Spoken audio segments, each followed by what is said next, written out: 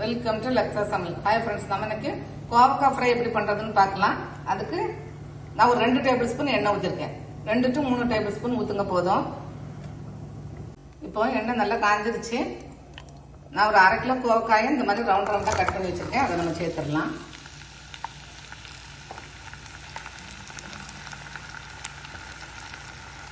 ஒரு 2 டீஸ்பூன் மிளகாத்தூள் சேர்த்துக்கலாம்.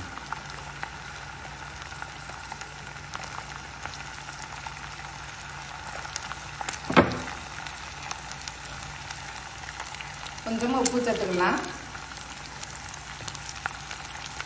சேர்த்து நல்லா புரட்டி வச்சுக்கலாம்.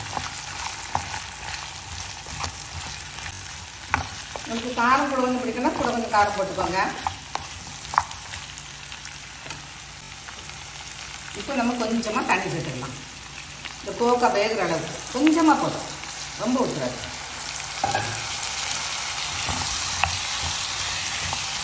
இந்த கோவக்காய் நல்லா வேகட்டும். அது வரைக்கும் நம்ம மூடி வச்சு அப்பப்போ கலர் விட்டு வேக வச்சுக்கலாம்.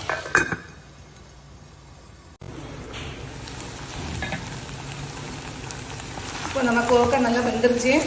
நீங்கள் ஒன்று சாப்பிட்டு பார்த்துக்கோங்க. நிறைய தண்ணிச்சு ஒரு மாதிரி ரொம்ப மேஷ் ஆகிற அளவுக்கு வேக வைக்க வேண்டாம். ஓரளவு மீடியமாக வேக வந்து போதும். இந்த ஸ்டேஜில் நீங்கள் உப்பு பத்தல, எனக்கு உப்பு பத்தலை, நான் உப்பு போடுறேன். உப்பு பத்தலைன்னா இந்த ஸ்டேஜில் சேர்த்துட்டு இனிமேல் நீங்கள் கொஞ்சம் சின்ன தீயாக்கிக்கோங்க. தீயை கொஞ்சம் சிறு தீயாக்கிட்டு அப்படியே கொஞ்சம் வதக்கி விட்டுக்கிட்டே இருக்கோங்க. நல்லா ஃப்ரை ஆகட்டும்.